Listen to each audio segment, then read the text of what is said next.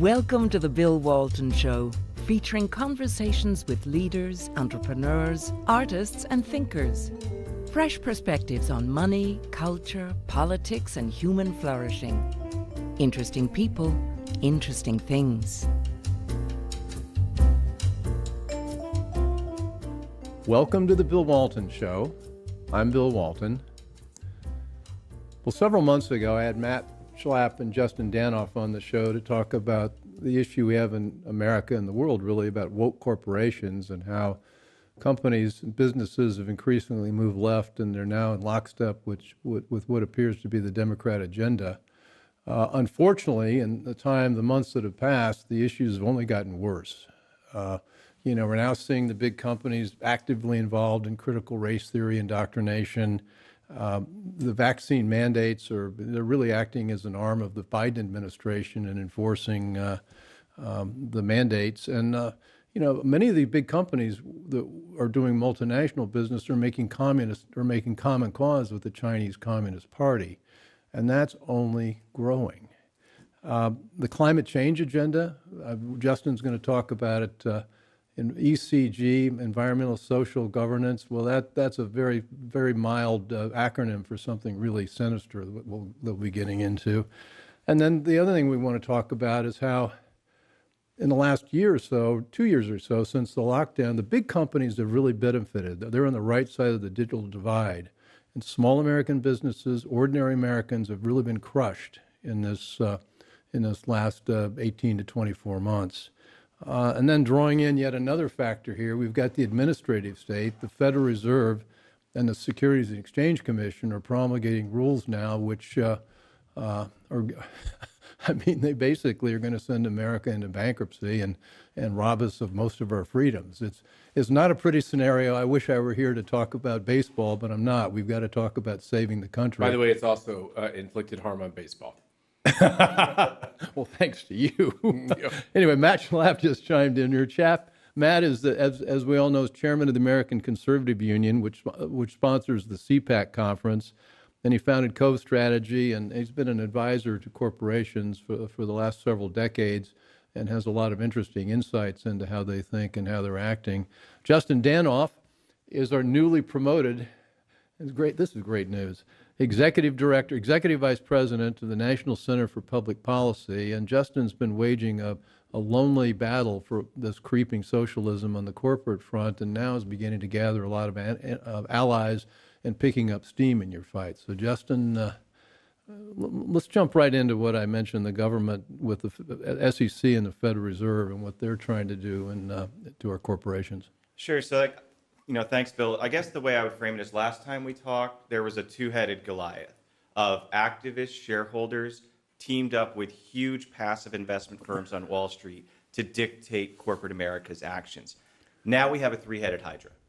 Okay, we went from a two-headed Goliath to a three-headed hydra. Why do I say that? Because the Biden administration is singing out of the same songbook as those activist investors, and they're doing it through the agencies.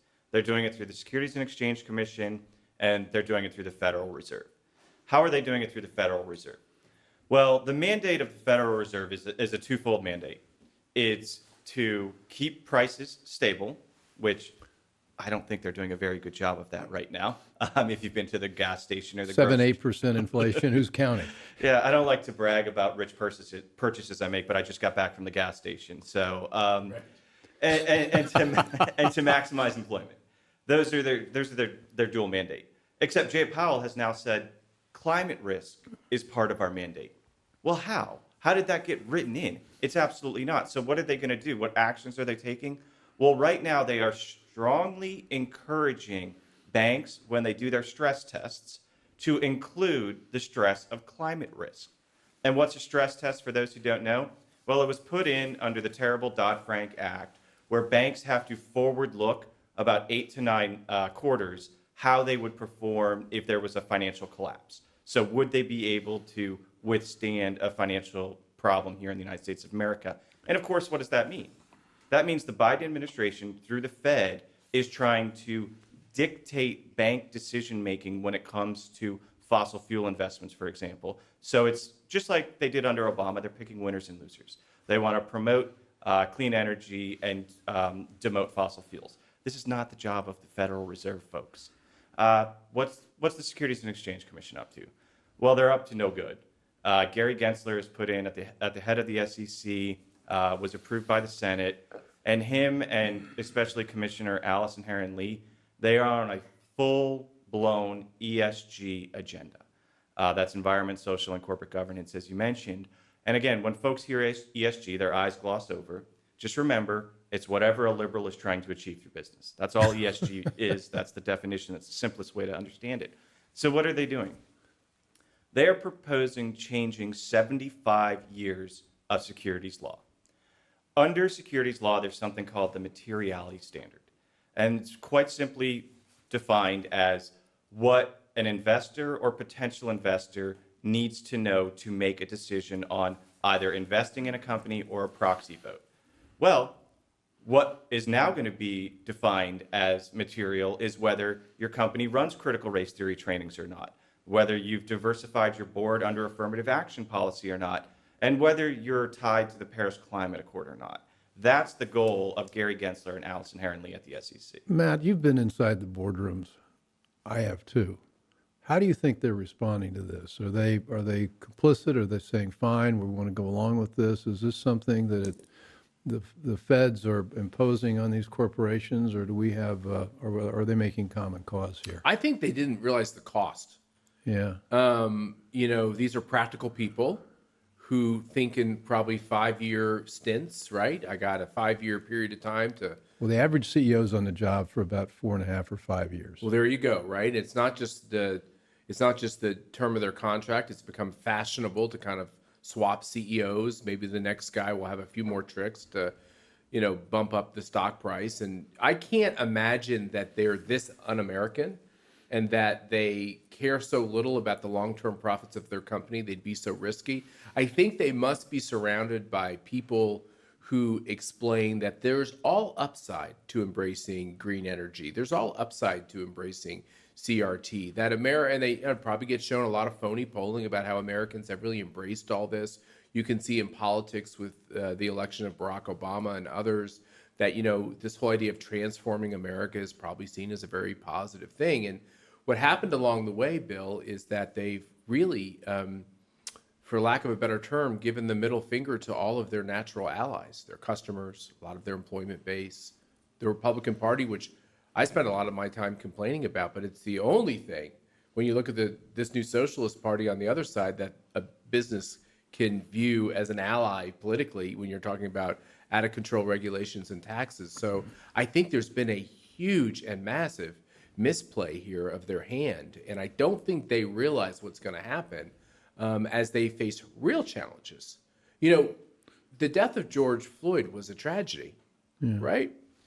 The real challenge comes into this country when we have racial animosity like we've had in our past, which is what they're trying to foment. What does the CEO do then when you're looking at chaos in all of our streets?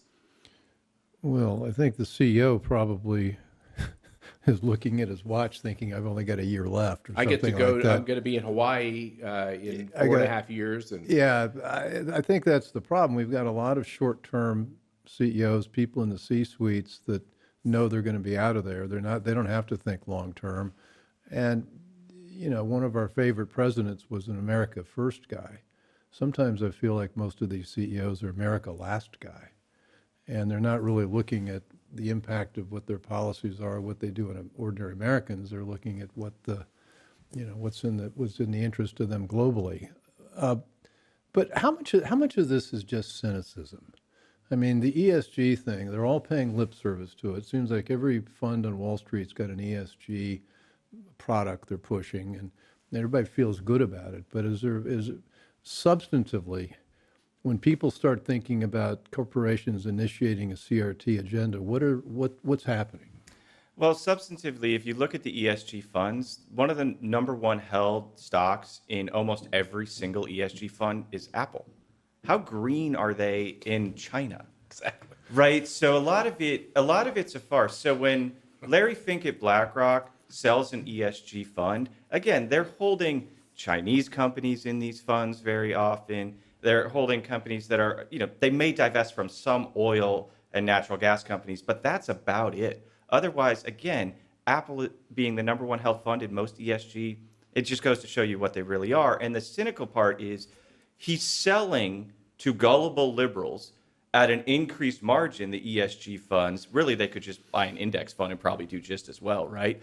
But he gets to charge more for that. So he's actually being capitalist in that sense, that he's making money off gullible liberals by telling them, if you invest in this fund, you're going to save the world. Apple's not saving the world. That bears repeating. You buy an index fund that's got Microsoft, Apple, Alphabet, all the digital divide companies, and then you buy an ESG fund, and they're the same stocks. Right. And yet, if you buy an ESG fund, you get to pay Larry Fink 75 basis points. In an index fund, it's what, 25 basis points? That's exactly right. And on $10 trillion, that really adds up.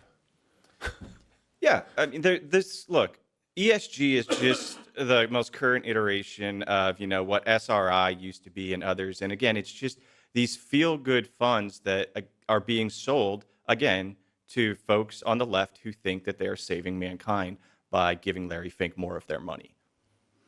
Larry Fink, I think we established this. He's the CEO of Blackrock. Yeah, Blackrock, the largest passive asset manager in the world. And I think that his role in all of this can't be overstated, frankly.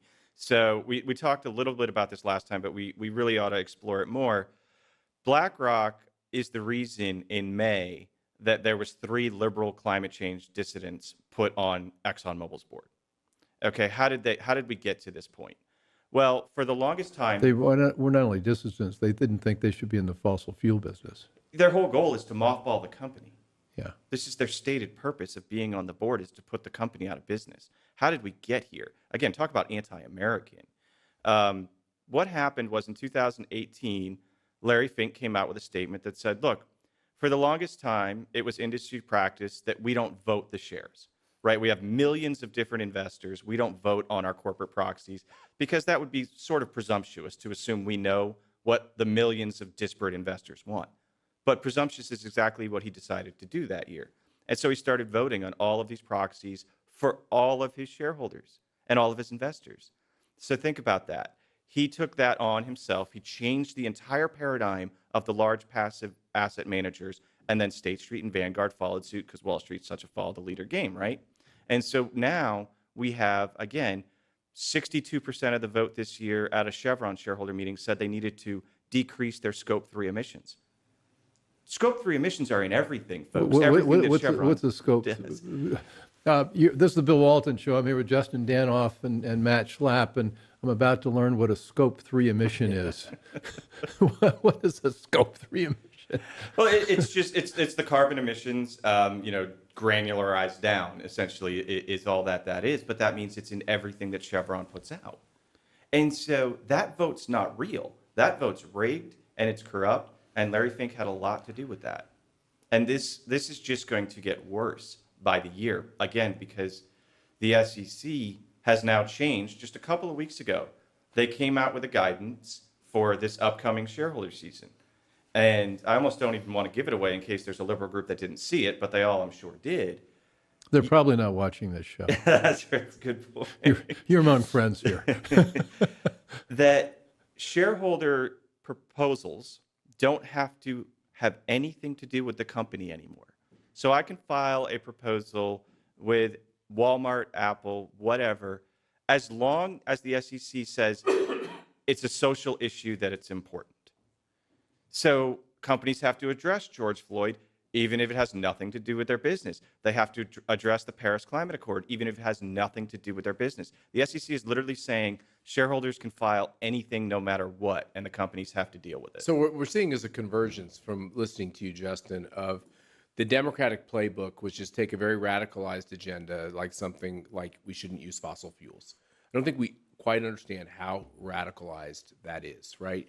This is taking America's strength, which we turned into America's strength through God's blessings and our innovation, and trying to take it off the table. We've already taken coal largely off the table.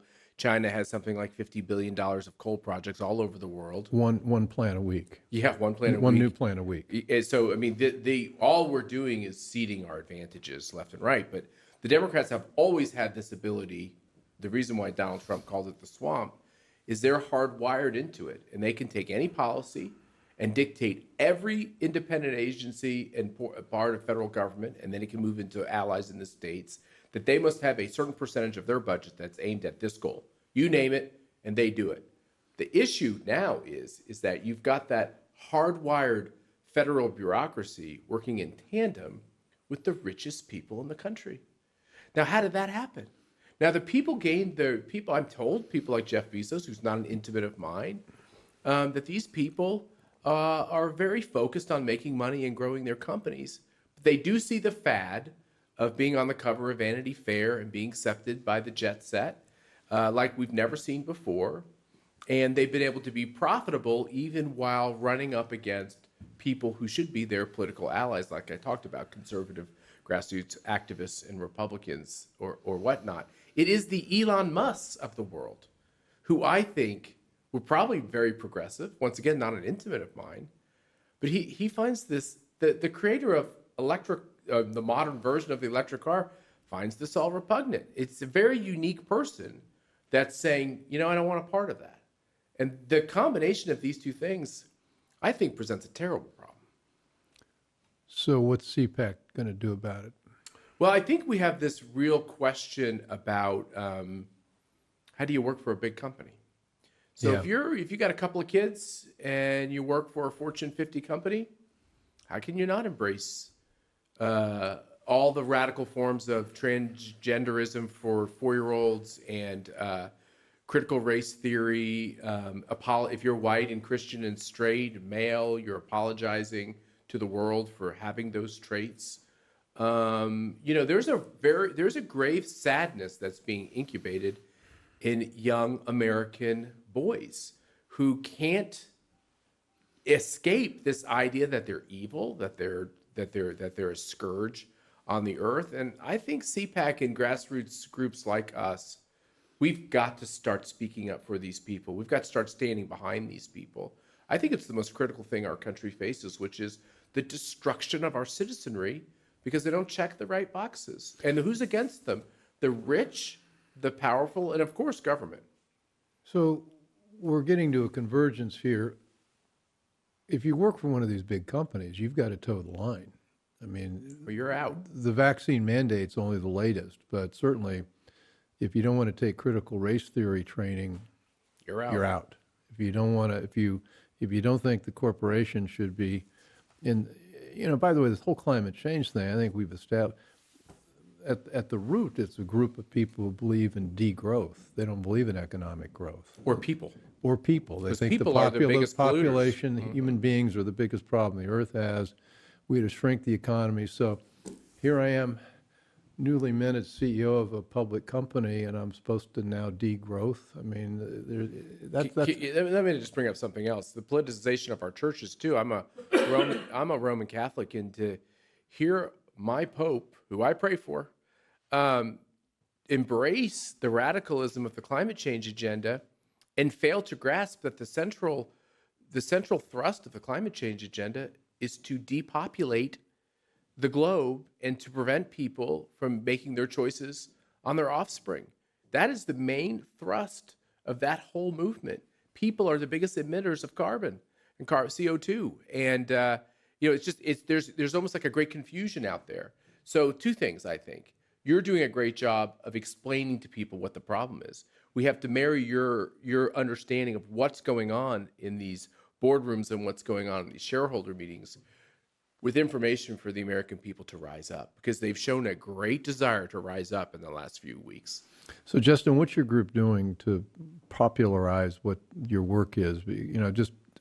It's a little arcane. I mean, these big corporations, they send out something called a proxy. What on earth is a proxy? Well, it's just simply a way to get shareholders to vote for various things. It used to be in the old days, we want you to vote for these directors, and we want to issue more shares, and a couple things like that. Now it's got, as you point out, every single agenda on the planet, because anybody that owns 100 shares can drop their proposal in there. Yeah, so we're doing a couple things. First of all, if you come to nationalcenter.org, anybody who's an investor who wants to steal one of my proposals, they're not hidden. Take them, multiply them. When the left files shareholder proposals demanding affirmative action for boards of directors, we file shareholder proposals demanding viewpoint for boards of directors. Those are all readily available. And I think that another thing that we need to do a lot more of is educate folks on the voting aspect of the problem that we've got here.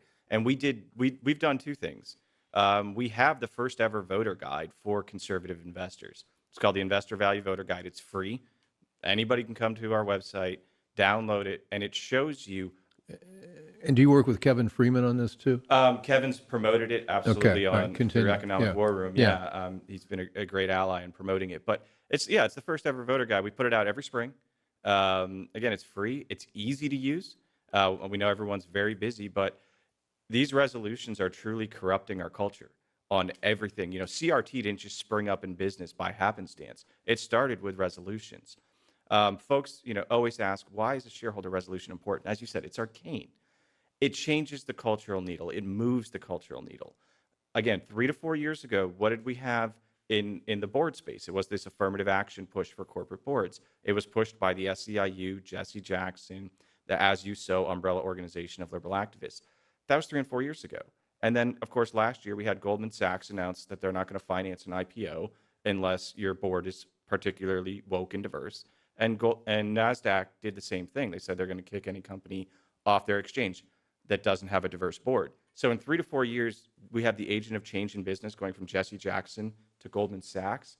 That's why these are so important, and that's why we put out a free guide to help conservatives push back. I guess I'm too grizzled on Wall Street because the Goldman Sachs made the announcement knowing fully well that all these corporations already had done that.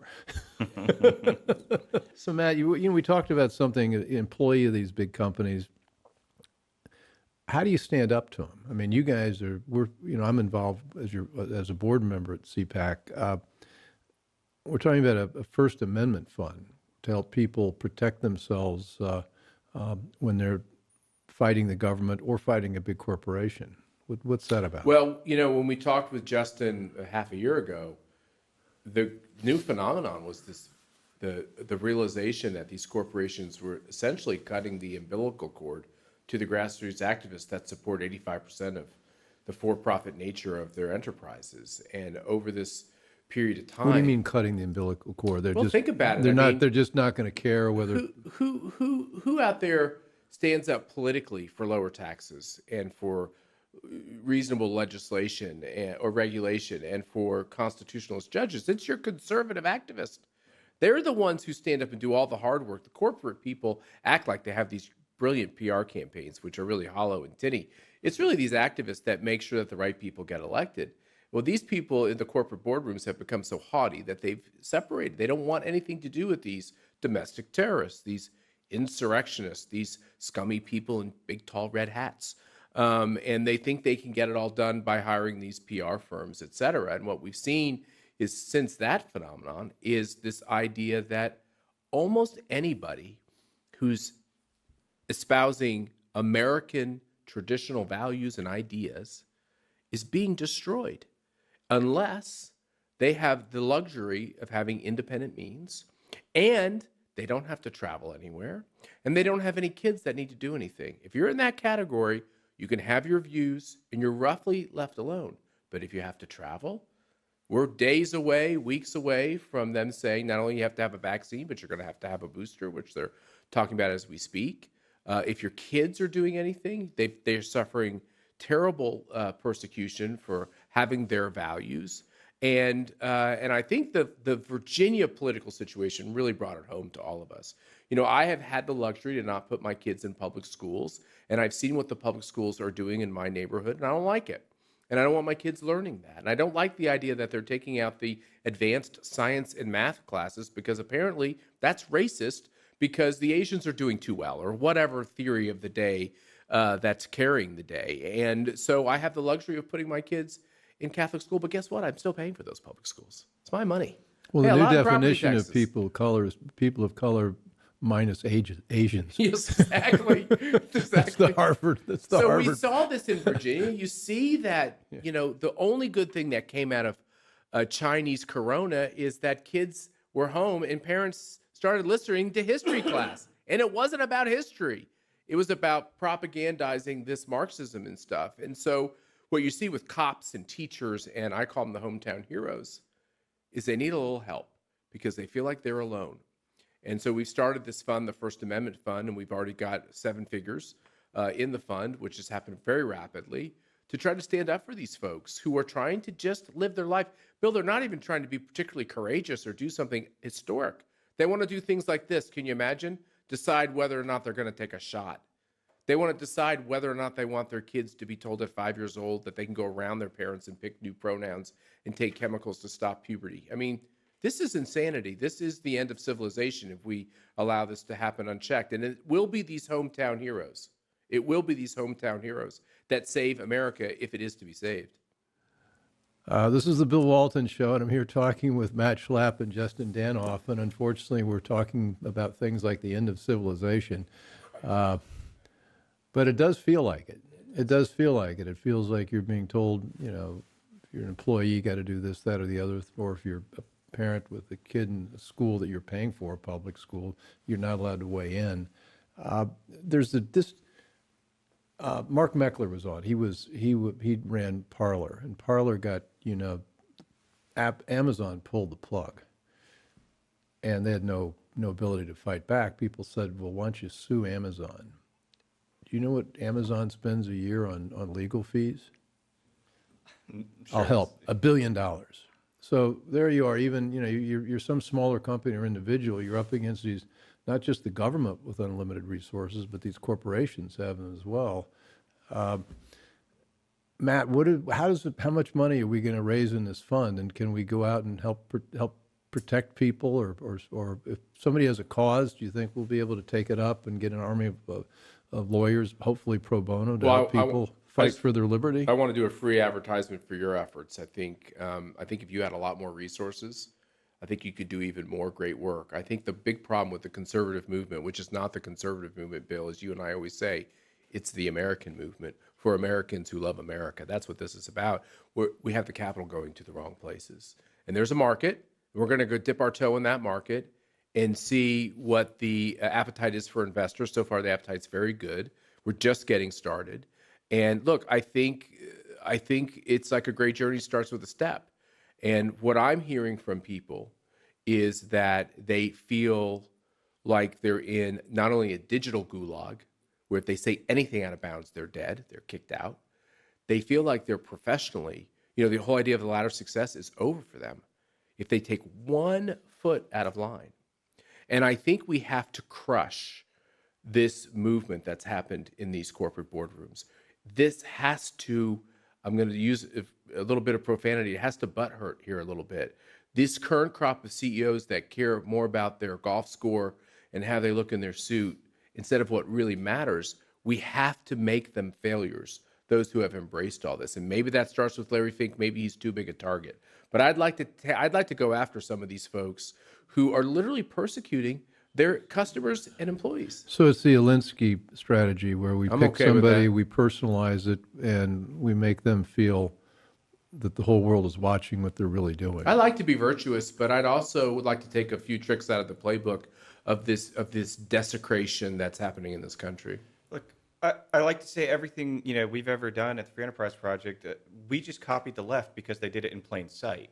So they brag about it. This can be accomplished, right? So again, they took over corporate boards intentionally, the same way that, you know, tenure was put in place in higher education for the left to take over and blackball conservatives and traditional-minded Americans. This was an intentional takeover of the corporate boards. So we can do the same exact thing because, my goodness, how cushy are these positions, right? You meet 5-6 times a year. You fly around in private jets. You mean on the corporate boards? Yeah. If we just took out 1 or 2 Hey, I've been on a couple of those. They're pretty good gigs. Yeah. Imagine if we took out just 1 or 2 of the most woke board members in America. That would set an example, and it would put a chill, because who are the only folks in corporations that can hold these woke CEOs accountable? Well, they're boards. And if the boards see their seats as, oh, maybe not quite as safe as it was last week, I think we could have some real effective... Boards of directors do not want personal publicity. That's exactly right. Bill, can I offer like a positive step forward out of this conversation? That's what we're about. I think the 3 of us ought to get some really great young researchers, and we ought to come up with the common board members for a lot of these companies that are pushing a lot of this crap. And we ought to get to know them, and we ought to make them famous, and we ought to make them own all of the things that are happening and that are hurting families and hurting children. And I think that might be part of the great American turnaround that could happen. Well, I think if you look at something like, let's pick it, the Ford Foundation. President of the Ford Foundation's on a lot of boards. Ford Foundation, Henry Ford would lose his mind with what they're doing. I mean, that somebody like that, and then what do? We go and we start launching a proxy contest saying we don't think this person should be a director because he's pushing things, she's pushing things against our interest. Well, let's name him. Let's name names. It's Darren Walker.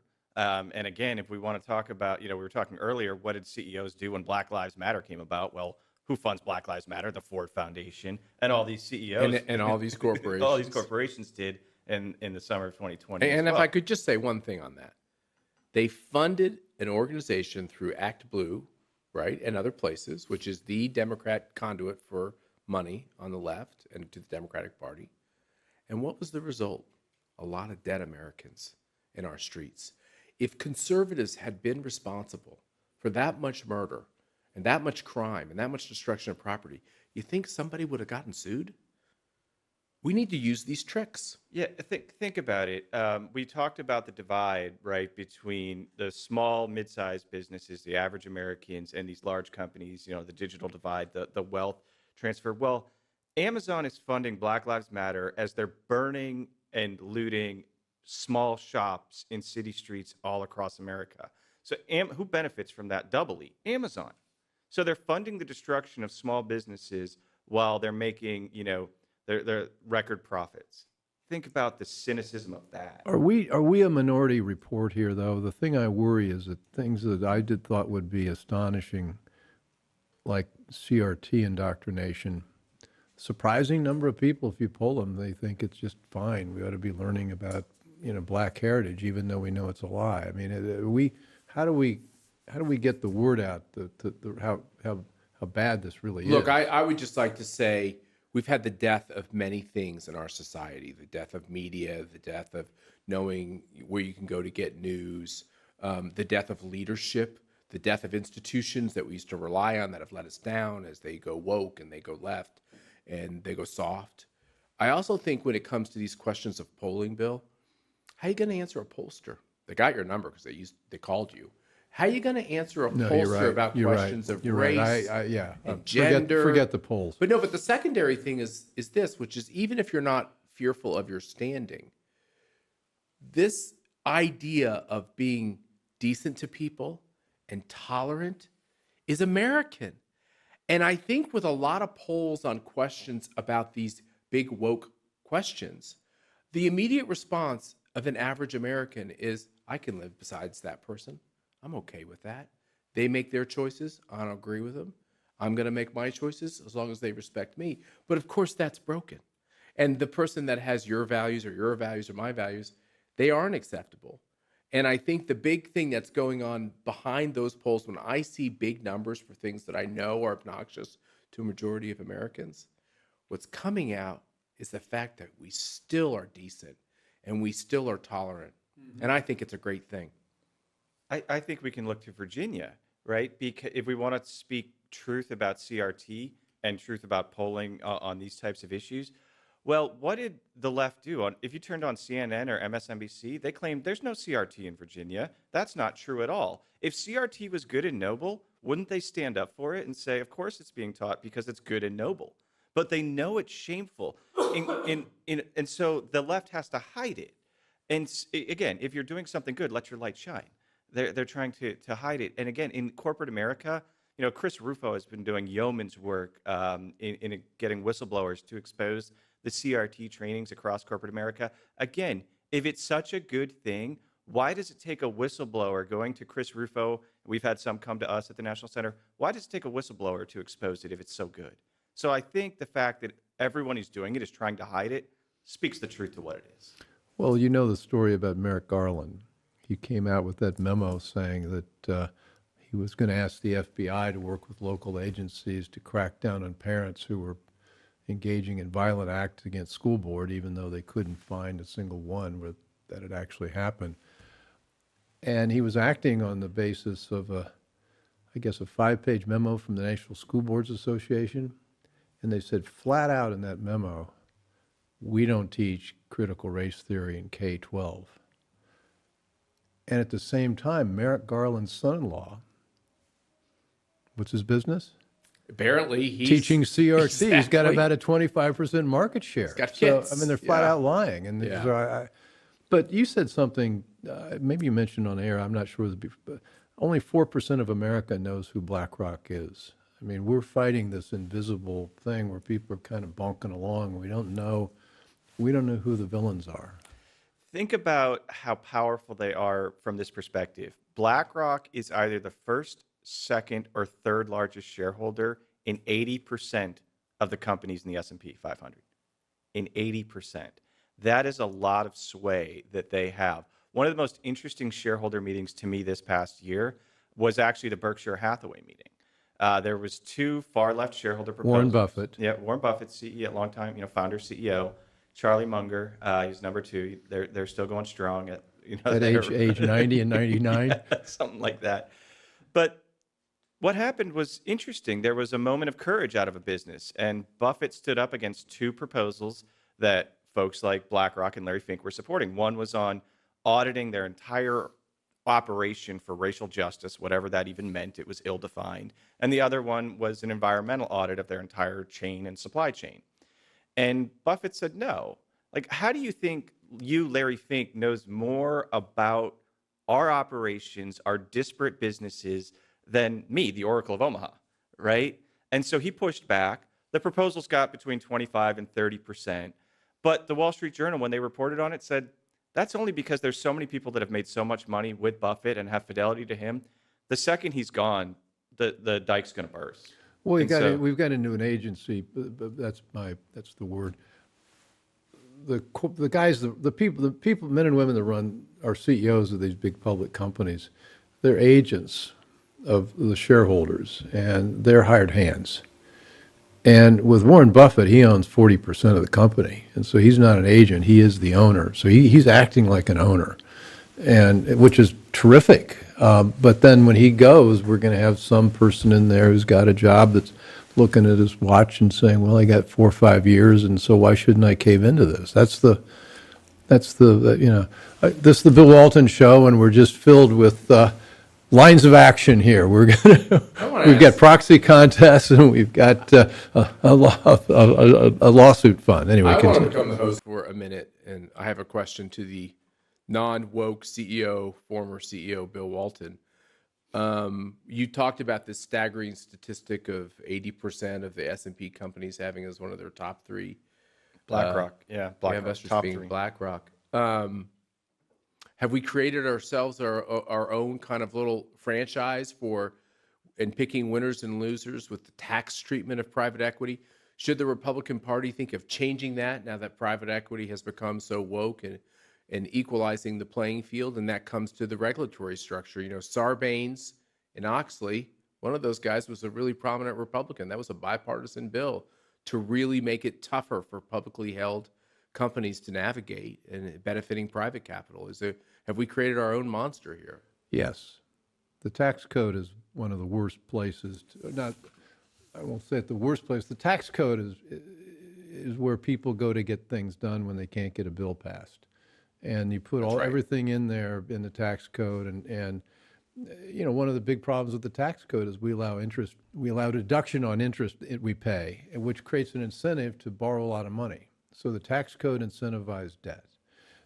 The tax code allows private equity people to treat their gains not as ordinary income, which is what we'd have to do, but treat it as a capital gain. So there's a big preference in there, and there's a big preference in there for the hedge funds. And I think that those industries probably are one of the most significant lobbies in town. So to me, one of the most interesting places to look if you really wanted to change things is take a look at all the special stuff that's in the tax code and start rooting that out. So yeah, we have created the problem, but we would be Congress, and we would be people who were lobbied to bring about the preferential treatment they've got. My only response to your response would be this is the time for the Republican Party to rethink its priorities. And all of its leaders who were at the tippy top, who left Congress, went to private equity. And you're right, there's a lot of allies there. And I'm not really interested in picking winners and losers. What I'm actually interested in is sending a very loud and clear message as we try to fight for America. Well, the Republican Party ought to be a populist party. Should we be. ought to be the people that are left behind in the digital divide, and those are a lot of very strong, smart, able people.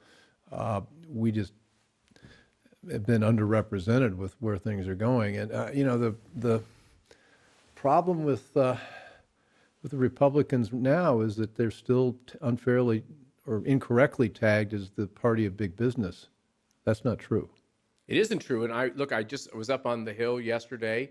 I talked to a group at the Capitol Hill Club, this swampy of swampy institutions, which I'm a member of and I love.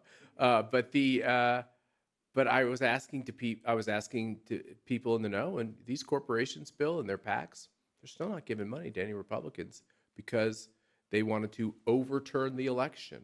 And they wanted to follow election laws. So we're heading towards a major conflict as Republicans get the majorities back without, mind you, really any substantial corporate PAC money. That means they'll get the majority without big corporations for the very first time. I think it could be a very refreshing thing. And to motivate the grassroots folks, that say, well, I don't even know what Blackrock is. I'm not an investor in Apple. I just have a small family business. And I want to be left alone. Well, A, they don't leave you alone anymore, obviously, at any juncture of your cultural existence. But B, it's all going to come for you. When it comes to these big businesses, once the left changes the behavior of the big businesses, they say now your entire supply chain needs to represent exactly what we've talked about, all of the ESG parameters that they ask for a big business. It's going to go down to the medium and small businesses next. And so it's coming for you. So you should be motivated to get involved in this fight right now. Justin Danoff, thanks. Matt Schlapp, thanks. I've got about another 5 hours of questions for you guys, but we don't have time right now. But I think we framed it. I think there are lines of action we can take. We can begin to think about raising money to help defend people who are fighting corporations and the government, and we can also get very aggressive about going after individuals, board members that are involved in some really bad stuff. Let's get it done. Let's get it done. All right. Okay, so thanks for joining us in the Bill Walton Show. Matt Schlapp, chairman of the Conservative Action Project and the Conservative You're CPAC. so close. It was a nice compliment. And Justin Danoff, who's our executive director of the, oh goodness, Justin, National Center for Public Policy. So guys, thanks, and we'll be back in a few months to see if we can made any progress since then. Thanks. That's good. Thank you, Bill. Thanks. I hope you enjoyed the conversation. Want more? Click the subscribe button or head over to thebillwaltonshow.com to choose from over 100 episodes. You can also learn more about our guest on our Interesting People page. And send us your comments. We read every one, and your thoughts help us guide the show. If it's easier for you to listen, check out our podcast page and subscribe there. In return, we'll keep you informed about what's true, what's right, and what's next. Thanks for joining.